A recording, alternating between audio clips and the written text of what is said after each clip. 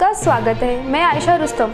एक नज़र मुख्य समाचार पर। एक सप्ताह और लंबा खींच सकता है रूस यूक्रेन युद्ध, कीव पर कब्जा करने में हो रही देरी। यूक्रेनी उप प्रधानमंत्री के आग्रह के बाद एप्पल ने रूस में उत्पादों की बिक्री पर लगाई रोक। रोमानिया पहुंचे ज्योतिरादित्य सिंधिया, छात्रा के सवाल पर कहा, तुम अभी राजनीति में न पढ़ो।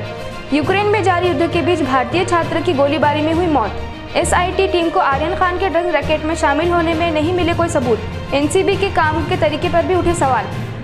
डॉक्टर विनायक वाखरडकर यांचे सुसज्ज असे शिवपुष्प हॉस्पिटल, शास्त्रीनगर, भावसार चौक, नांदेड। किडनी स्टोन, पित्ताशयातील खडे यावर विशेष आयुर्वेदिक उपचार, तसंच गुडघेदुखी, मान आणि पाठीच्या मणक्यांची नस दबणे, मणक्यातील गॅप यावर अग्निविद्ध कर्माद्वारे खात्रीशीर उपचार।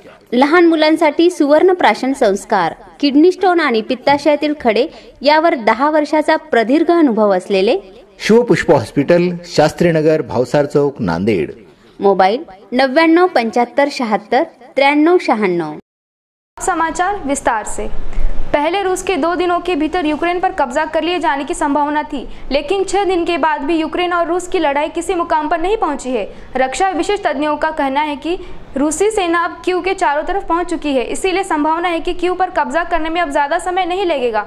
लेकिन यदि रूस कीव पर कब्जा नहीं कर पाता है तो फिर युद्ध कई दिनों तक और लंबा खींच सकता है। हालांकि रूस से जुड़े सूत्रों का दावा है कि 7 मार्च तक रूस यूक्रेन को पूरी तरह से कब्जे में ले लेगा।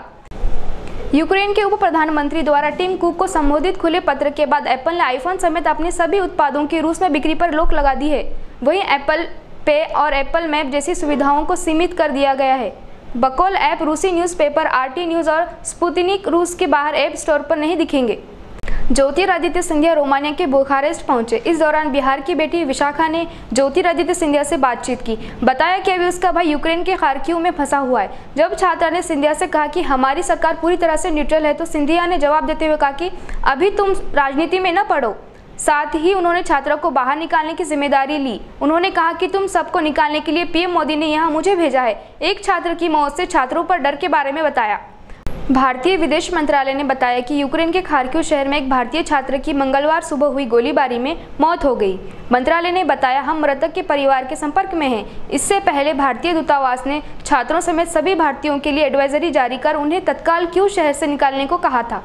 बॉलीवुड के सबसे चर्चित यानी कॉर्डेलिया क्रूज ड्रग केस में एक बड़ा खुलासा हुआ है। अंग्रेजी अखबार हिंदुस्तान टाइम्स ने सूत्रों के हवाले से दावा किया है कि नारकोटिक्स कंट्रोल ब्यूरो एनसीबी की एसआईटी को इस बात से कोई सबूत नहीं मिले कि अभिनेता शाहरुख खान के बेटे आर्यन खान ड्रग्स की एक बड़ी साजिश या अंतर्राष्ट्रीय ड्रग तस्करी सिंडिकेट का हिस्सा थे।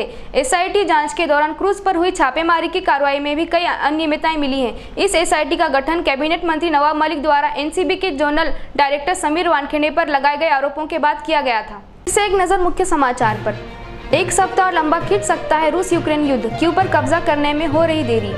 यूक्रेनी उप प्रधानमंत्री के आग्रह के बाद एप्पल ने रूस में उत्पादों की बिक्री पर लगाई रोक। रोमानिया पहुंचे ज्योतिरादित्य सिंधिया, छात्रा के सवाल पर कहा, तुम अभी राजनीति में न पढ़ो। यूक्रेन में जारी युद्ध के बीच भारतीय छात्र की गोलीबारी में हुई मौत। एसआईटी टीम को आर्यन खान के ड्रग्स रैकेट में शामिल होने के नहीं मिले कोई सबूत। एनसीबी के काम के तरीकों पर उठे सवाल।